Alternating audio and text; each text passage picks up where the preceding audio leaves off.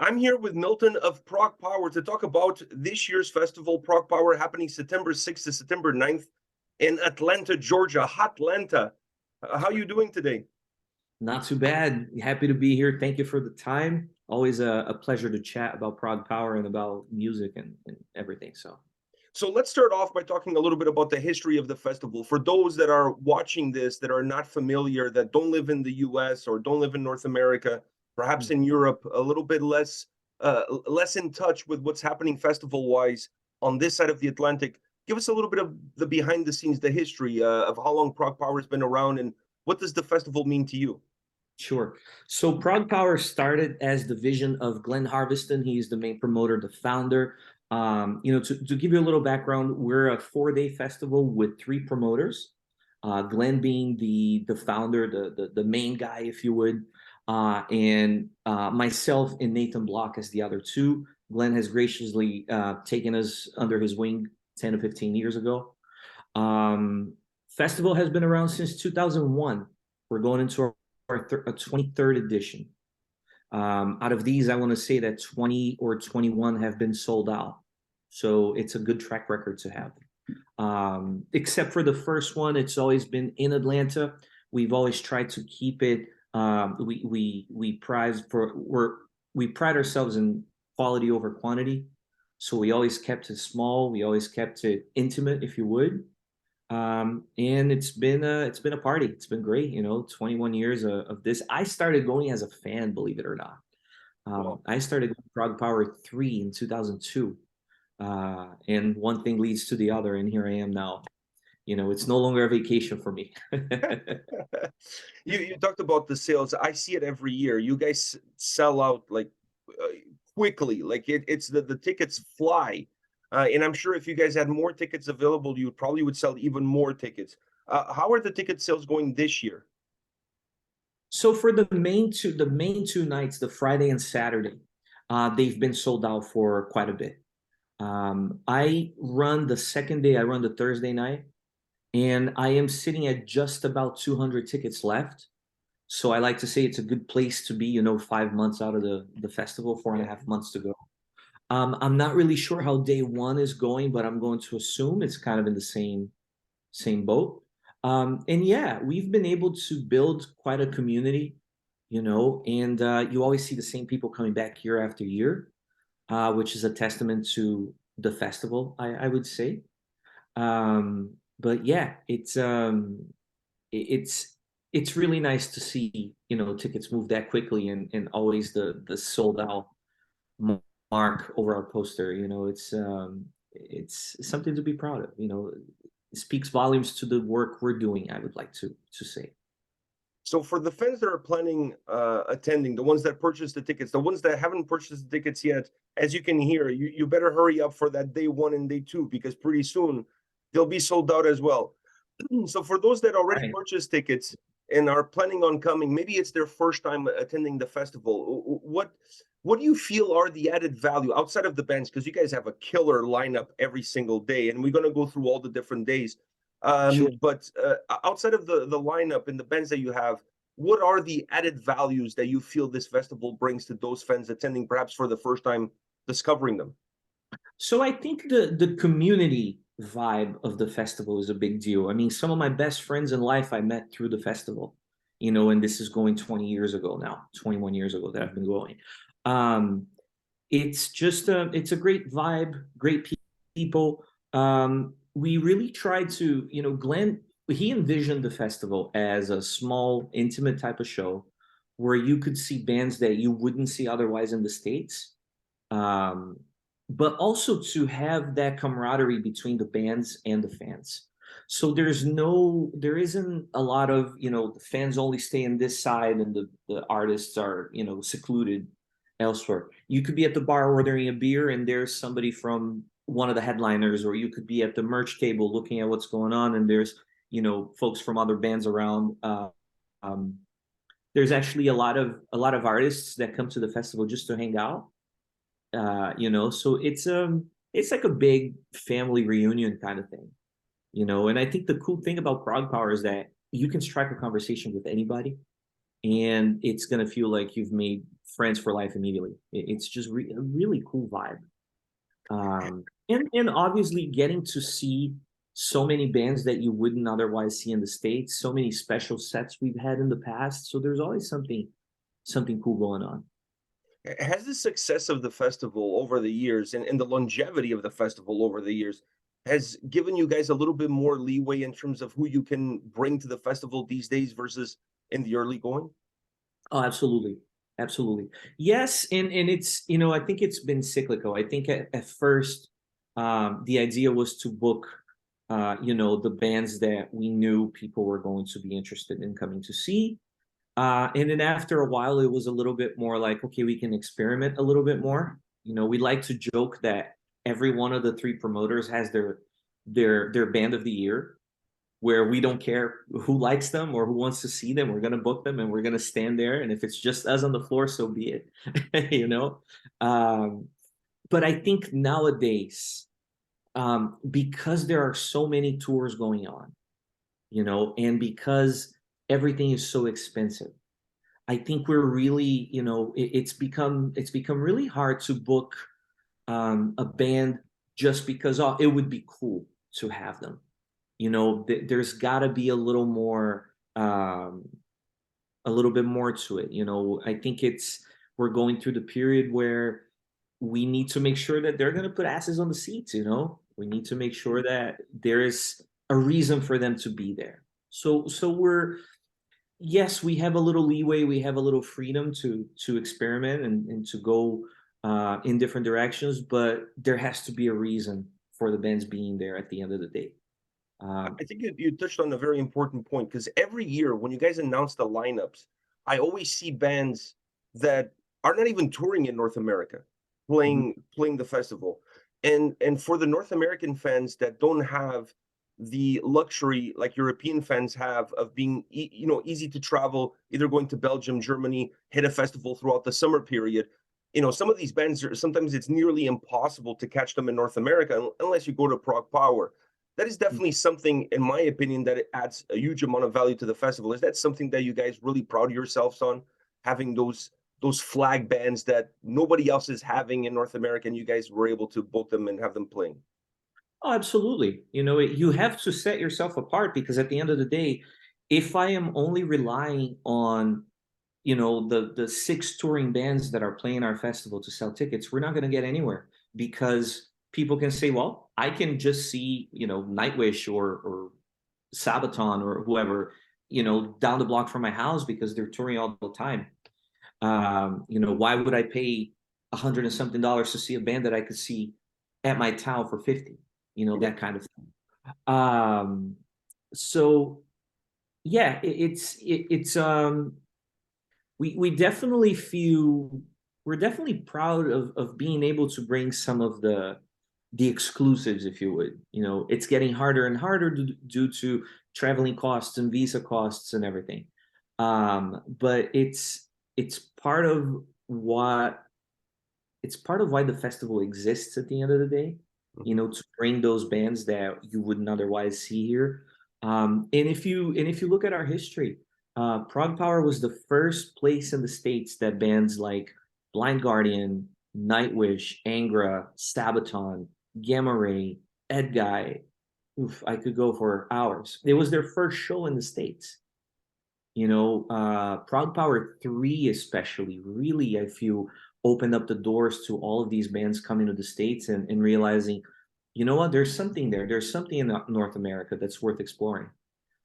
So it's definitely something that we're proud of, but it also means that we got to keep on doing our job and keep on delivering a good show to maintain that. We set the bar really high. We need to keep it that high now. I think you guys are definitely one of the festivals. First of all, you guys are the most unique festival in North America, as far as I'm concerned, and also the one that books the best talent when it comes to like pure metal, either be prog, power metal, classic heavy metal. Like, I mean, even sometimes you guys have had some melodic death metal bands playing, like you do this year with the Halo Effect.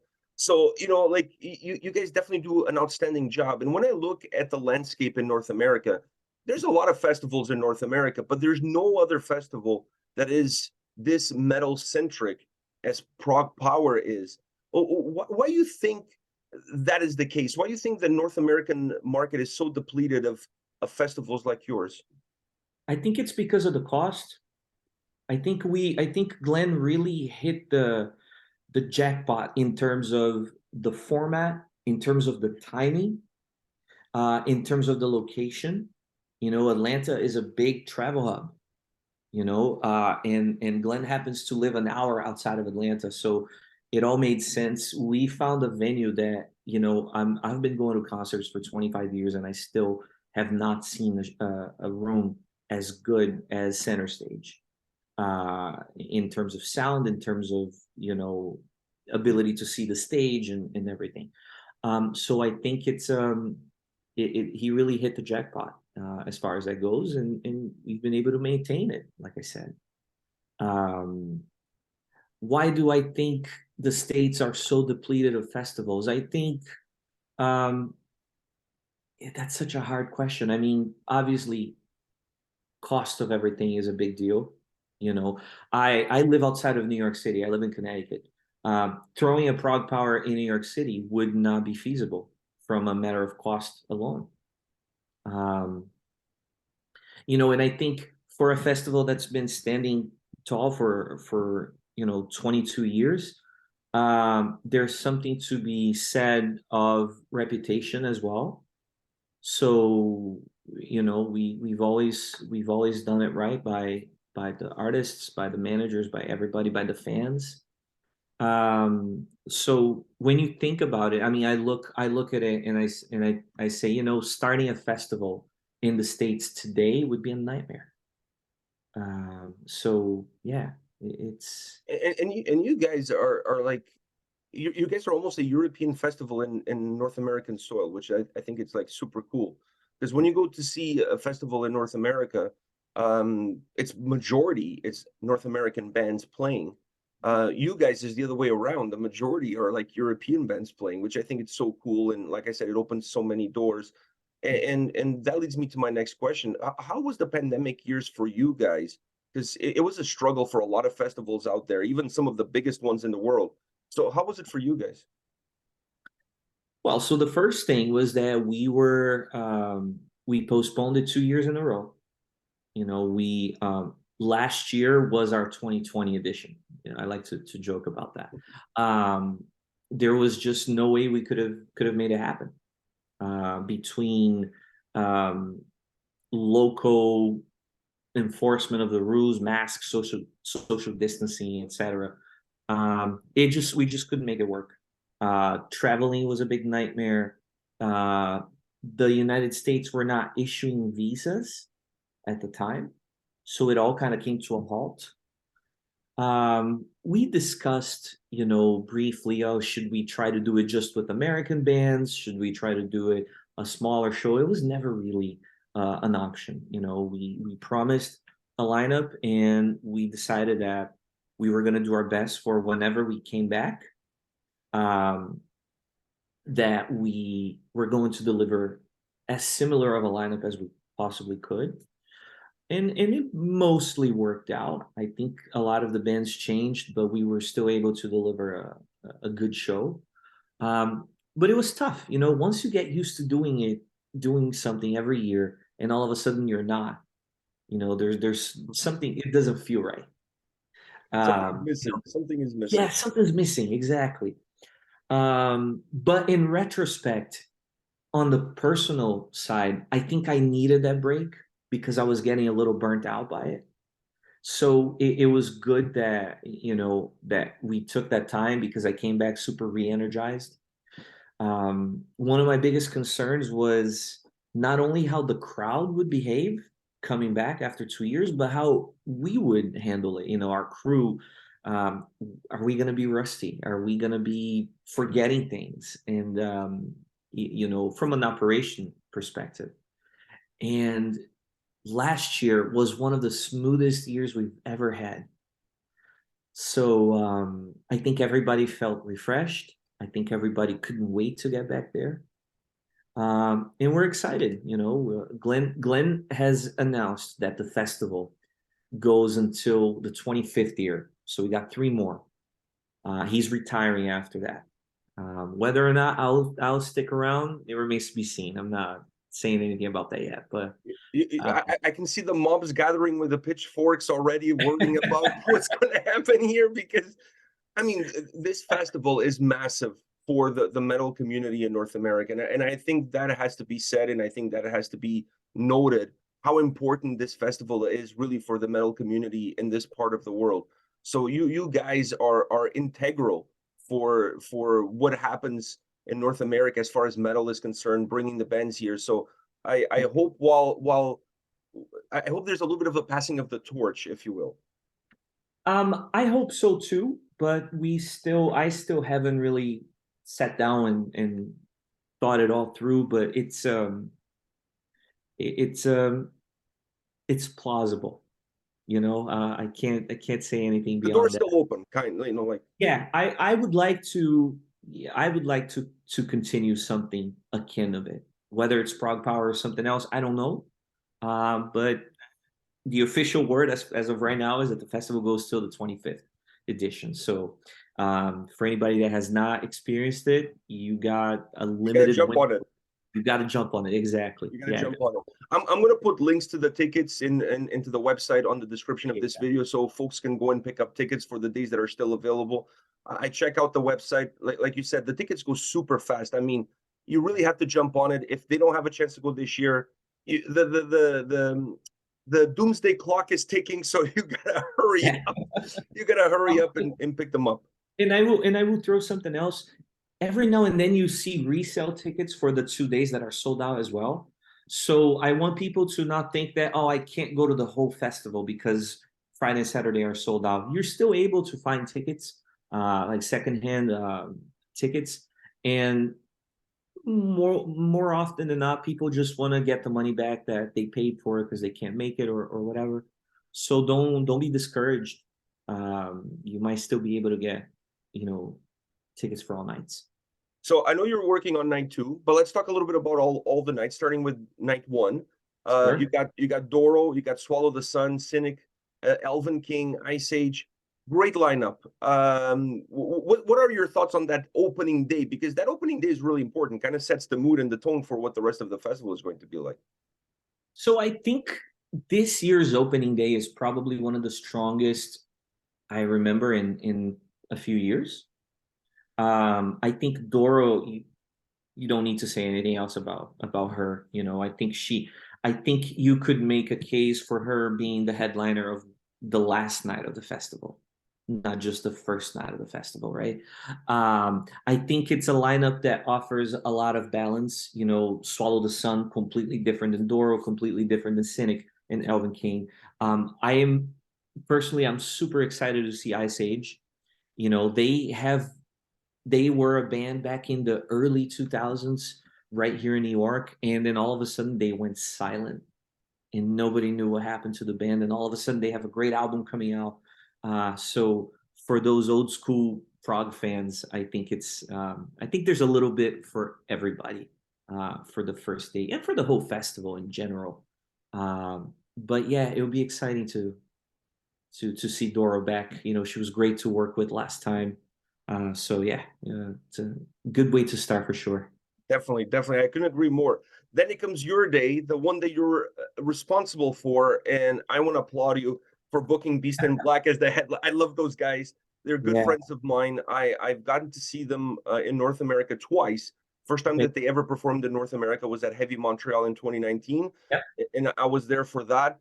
And so you got them, you got Vola, the Halo Effect. I mean, that is a booking and a half. Let me just tell you that, because they're only playing very selective dates in North America on a very small tour that they're doing. I'm actually catching them in Toronto. They're playing in Toronto, and I'm going to be at the show. You got 0 Hour and Seven Kingdoms, whose Seven Kingdoms right now are hotter than I don't know, than whatever is hot. I mean, they were touring with Power Wolf.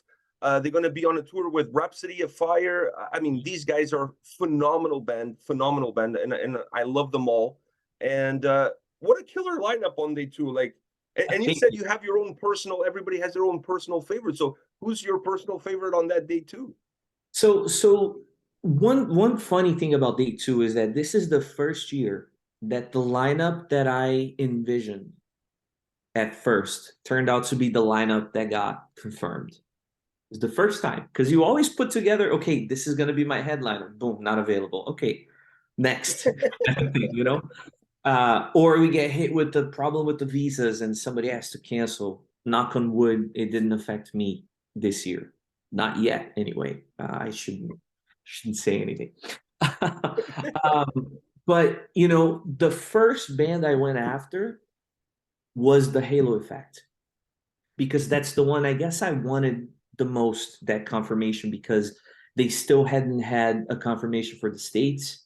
Brand new, hot band with a lot of star power to it. And the music is phenomenal, right? The music was great. So it was the first band that I reached out for, and it was the last band to confirm. So, you know, we're ready to announce, and the agent's like, guys, I need another few weeks, I need another month.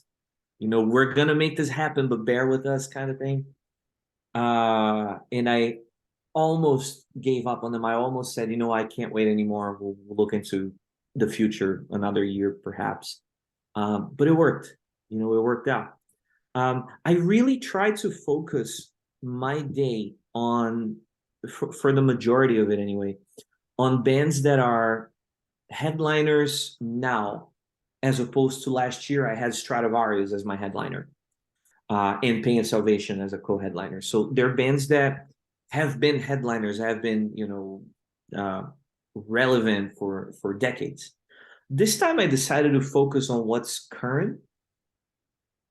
So naturally, Beast in Black is the new power metal headliner here in North America, if you would. You know, they sort of came out of nowhere. You know, I remember talking to Glenn about Beast in Black a couple of years ago, and saying, you know, they're maybe a 2 slot at best. And Glenn's like, you just watch. They're gonna be a headliner. They're gonna start their history in ProgPower as a headliner. In you know, they had been confirmed previously. They had to cancel. The funny thing about what you're saying about the slot too, when I saw them at Heavy Montreal, they were the second band of a day, which like they were playing like I think 2 o'clock in the afternoon or something like that. Yeah. And the place was packed to see them. Yeah. So I think you guys were already looking ahead a little bit and seeing the potential in that band. But go ahead, sorry. It's okay. No, it's okay. And we have to, because we book so far in advance, that we have to be thinking of not what the band is right now, what the band is going to be a year and a half from now. So yeah, Beast in Black naturally was the first choice for headliner. Glenn had them confirmed for one of his nights a few years ago, and I forget why, but they had to pull out of the festival. So them as a headliner. Vola is probably one of the hottest prog metal bands right now. Modern prog, if you would. That was also conscious, you know, Vola has not played the States yet. Vola has not played ProgPower yet. They have not had a proper tour. Let's jump on it as quickly as we can. And it was funny because in the past, we had reached out for Vola. I think Glenn had reached out for them.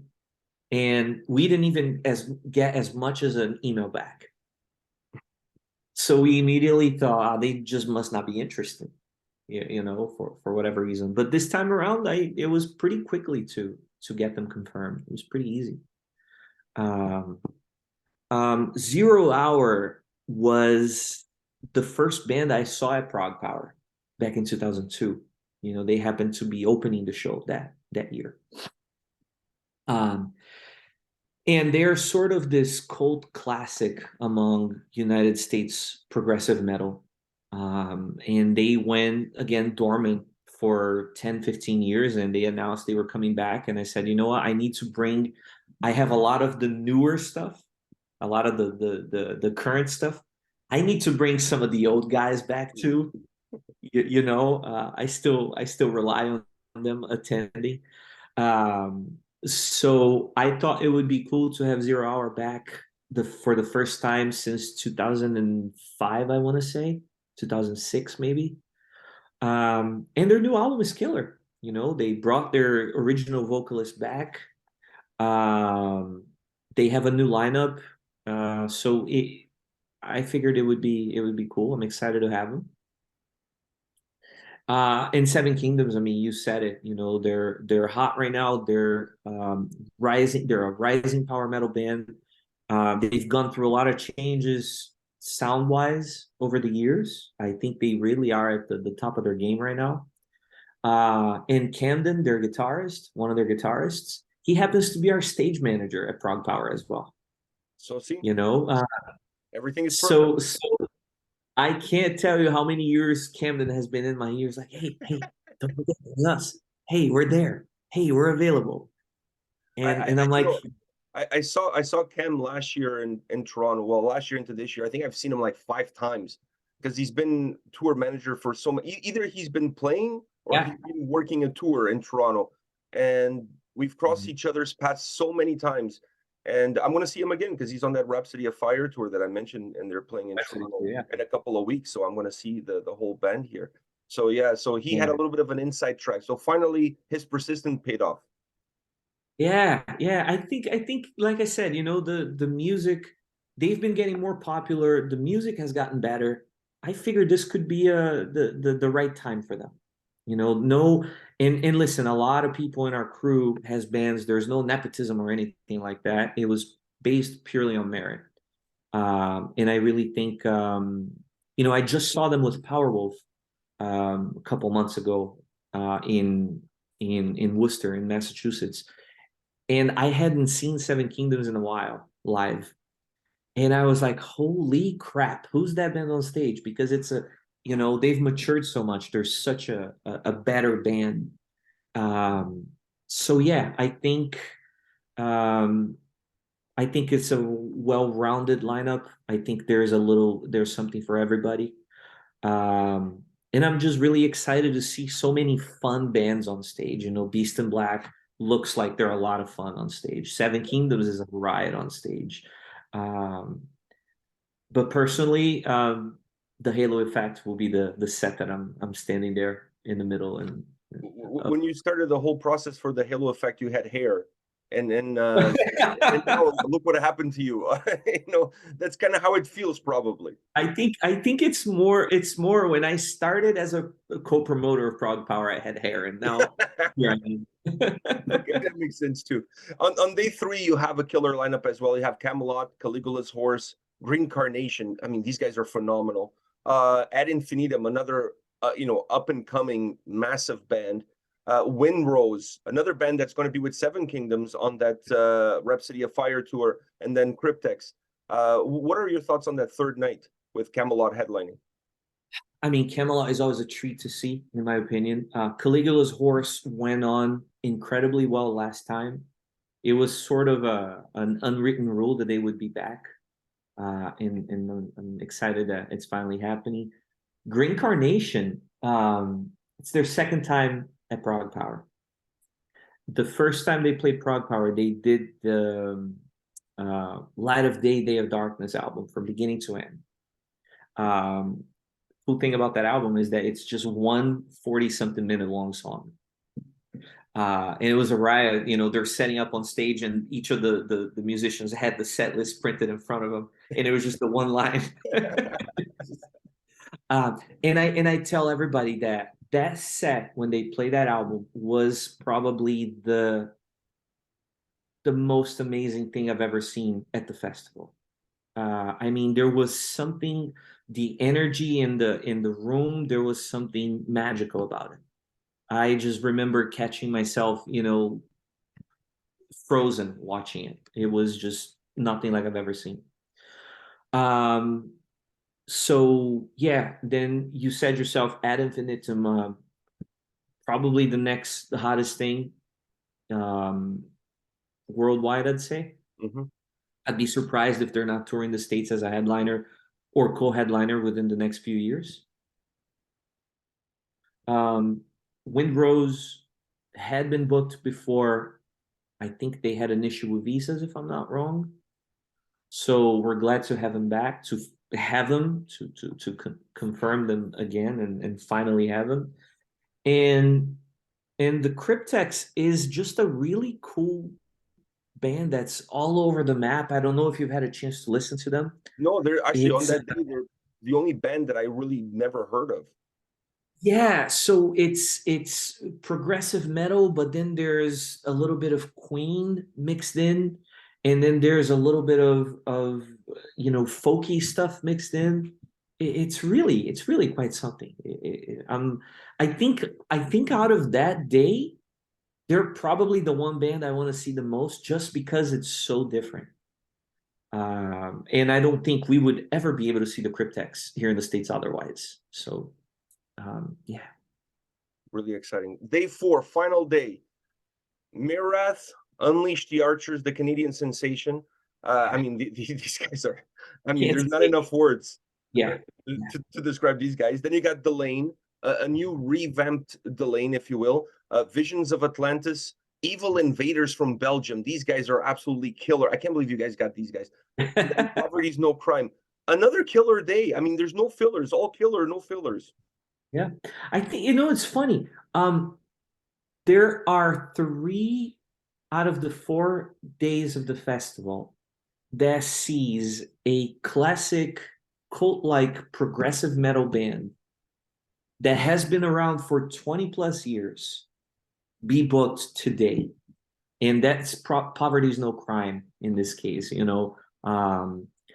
weren't even sure we would be able to get visas for them, to tell you the truth, because they really haven't done anything in forever. And every year we have the old school guys, hey, Poverty's No Crime, we want to see them. When are you going to book them? So it's been on our radar for decades, So I'm glad that it finally worked out for them. Evil Invaders was a replacement for Shaman, if I recall correctly. I am going to be honest with you, I wasn't aware of the band until Glenn brought it up to me and said that he was likely going to be booking them. So I think for the fans of that more trashy, old school heavy metal, I think people will be very happy that they're there. Visions of Atlantis is another band that has been on our radar for many years. It's probably the one band that I've gotten the most requests for in the last few years. And yeah, it just worked out that they were, and I think they're also replacing somebody else. We go through so many changes over the years that it's just a mishmash in your brain. I couldn't remember last year's lineup, to be honest with you. So yeah, excited to see them there. Delane, I really like the new lineup. I really like the new album. I like the new singer. I think yeah, I think it's a given that they would be back. Unleash the Archers, not enough good things to say about them. The way this band exploded is just insane. They definitely deserve to be up there. And Mirath is the type of headliner that is a ProgPower headliner. Over the years, we've had bands that if you book them a headline tour, they might bring 100 people to the shows, 50 people to the shows. I'm not saying that that's the case with Mirath. But if you book them at ProgPower, because of their history with the festival, I can promise you the room is not going to, you won't be able to fit a fly in that room. It will be that packed. And Mirath is one of those bands. They've played the festival twice. They're a festival favorite. They're friends of ours. So having them back is a pleasure. And I'm sure, like I said, I'm sure the room will be, the atmosphere in there will be very special. It's a killer lineup. I mean, it doesn't matter which day. It doesn't matter how you look, how you dice or you slice. Like I said, this is all killer, no filler.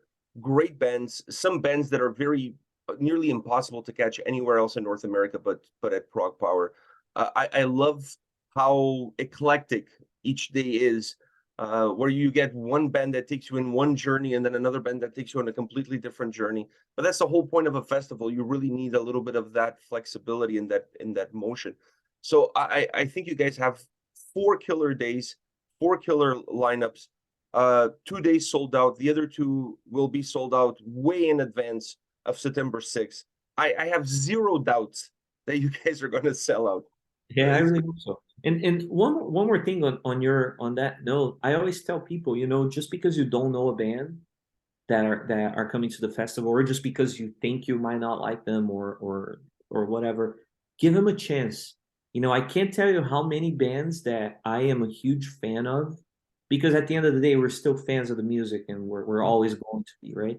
I can't tell you how many bands that I got to know because I said, you know what, I'll give them a chance. I'll watch a song or two. You know, so I tell everybody, don't miss a band just because you don't give them a chance. You never know. It's something I when I go to a show, I always go early to catch every single band that's on the lineup. Because sometimes I've never heard of the opening band, and you're really going there for the headline or whatever the case might be. But I always give myself an opportunity to listen to every single band. I can tell you how many great bands I've discovered that I've never heard before because they were the headliners who I went for, but the opening band playing a 30-minute set completely sold me. Yeah, So I honestly feel like you're doing yourself a disservice if you take that perspective of kind of more of a narrow-minded vision. Go in and enjoy. enjoy. And not to mention, how many times have I gone to a show for the headliner only to walk away saying, you know what, the opening band was the best band tonight. Better. You know, how many times has that happened? So, yeah, give bands a chance. Like I said, I knew nothing of Evo Invaders ahead of Glenn saying I'm booking them. I'm gonna give them a chance. You know, definitely. We try to catch a little bit of every set as the promoters. You know, we want to, even if it's one song. You know, barring the sets that were like, okay, I'm gonna turn my phone off. If something happens backstage, I trust my crew will handle it. And I always say that, you know, we have I dare say we have the best crew in the industry, you know, because everybody there believes in the festival. Everybody there wants the festival to succeed as much as I do, as much as Glenn does, as much as Nathan does. So we know that they don't need to be calling us or texting us or looking for us at the festival. If there's a problem, they'll handle it, you know. So there's that trust that is second to none. So we say I'm gonna turn my phone off. I'm gonna watch this band. If backstage, if there's a fire backstage, you know where the extinguisher is. Figure it out, but don't bother me. And don't stop the set either. Like we got to enjoy this to the That's last right. minute. To the That's last right. minute. Well, So, Milton, thank you very much for your time. Do you have any parting words? Is there anything you want to let the fans know? Like I said, I'm going to put in the description of this video all the links, all the information to ProgPower so people can check out the tickets. Is there anything else? Any parting words? I just want to thank you for the time, for a chance to talk about ProgPower. I want to thank everybody who's been coming to the fest for so many years, who's going to check out the fest for the first time. It's a really special event, and yeah, I hope everybody joins us because you know good things don't last forever, and ProgPower will definitely not last forever. So yeah, thank you, and don't miss it because it's very special. I couldn't have said it better. Just pick up a ticket, get on a plane, and fly to Hotlanta Right. to catch this incredible festival from September 6th to September 9th. Once again, in the description of the video, I'm going to have all the links. Milton, thank you very much for your time today. I really appreciate it. Thank you, Pedro. I appreciate you guys. And yeah, I hope to see you there. Hope to see you there as well.